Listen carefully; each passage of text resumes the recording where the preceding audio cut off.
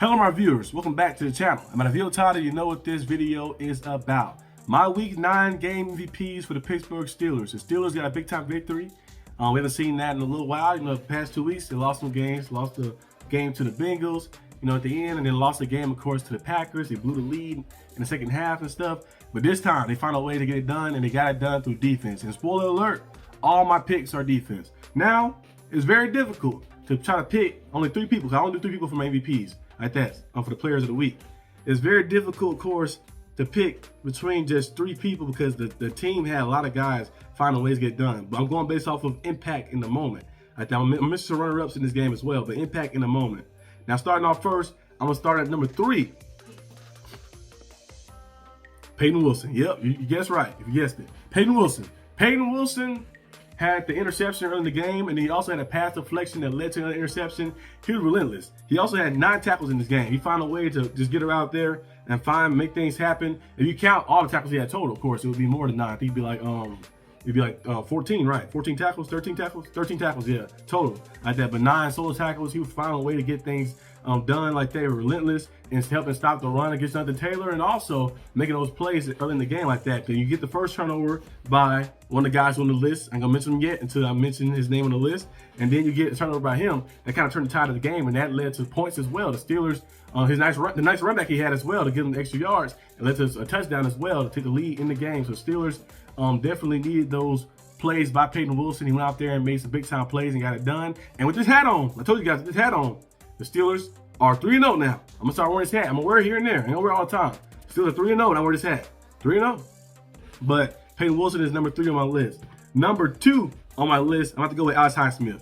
You get a sack, and then you get a strip sack as well later in the game, making a strip sack like that, and just staying relentless on the edge and just being there and hitting the quarterback, hitting them like over and over. And those QB hits do add up. Now, sometimes you might not get there all the time. You make the sack and make the big time play. The QB hits do add up, and you start seeing the quarterback start feeling something. They start saying you're seeing ghosts. You start like, oh, throwing the ball and jumping a little early, feeling paranoid, getting landed on. We see Daniel Jones do that, and he had them deer in the headlights, like looking like this. We seen Daniel Jones like, uh-oh. He started flashbacking and reverting back to the Giants, Daniel Jones. Like I mentioned many times on the stream. Take the boy out the hood, he hit the hood at the homie.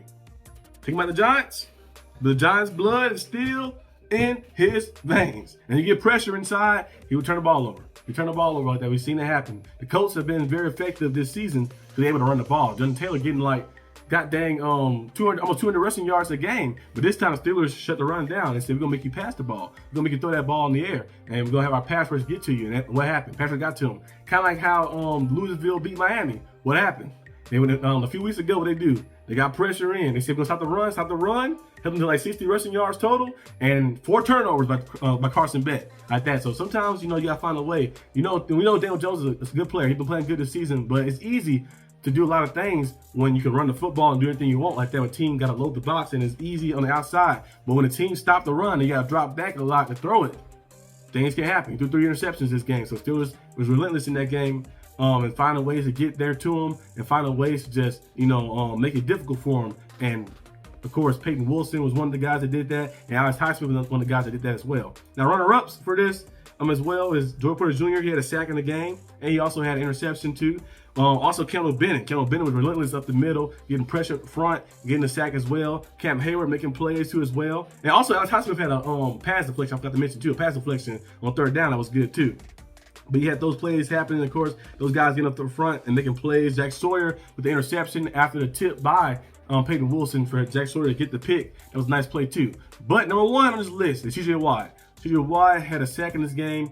The strip sack in this game, and that right there was a turning point in the game. That right there was something the Steelers needed because the Colts was driving on us. They had to score a touchdown early in the game already. The Steelers did not get any points on that muff punt either like that. So the Colts was driving on us, about to go out there and score and probably make a double-digit lead, of course, for them. TJ Watt come up the edge, getting a strip sack, and that right there turned the tide of the game. After the Steelers got that, they scored a touchdown and never looked back like that. They scored again, and kept making things happen, of course, and then ended up winning the game. When the score was 27-10, the game was basically over. The Steelers defense dominated and handled business, and it was on the back of all our guys. TJ Watt, Alex Highsmith, Kendall Bennett, Peyton Wilson, Herbig, Highsmith, everybody, Cam Hayward, everybody went out there, got things done. JPJ, they had nice games in this game, of course, went out there and handled business. And when you have that happening, it makes everything easier. And your offense only had 225 yards of total offense, but when you get in short field position and you capitalizing off those mistakes, that's good. Last year, the Steelers struggled in capitalizing off mistakes. We had a lot of turnovers, of course,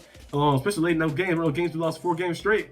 The Steelers did not capitalize on those turnovers, and they had a lot of mishaps that happened in that. And if you lost those games, of course, at the end of the season. But this season, the Steelers have found a way, thanks to Aaron Rodgers being here too as well, found a way to capitalize on turnovers. You got 21 points off those turnovers that the Colts gave you, like that. When you do it, I think actually it might be a little more than that. I think it might be 24. But you got a lot of points of the turnovers the Colts gave you. And when you do that, you're going to win the game most often, a lot of times like that. Now you got another game, of course, next week against the Chargers, another AFC opponent. Got to find a way to win that game to improve to 6-3. Right now, you're still 2 games above in the division by beating the Colts. The Ravens won against the Dolphins at 3-5 now. The Bengals just lost. They dropped down to 3-6, 3 games.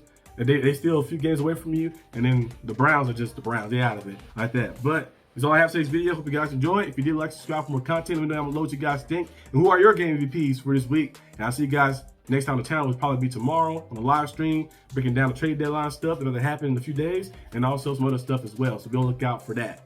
Peace out.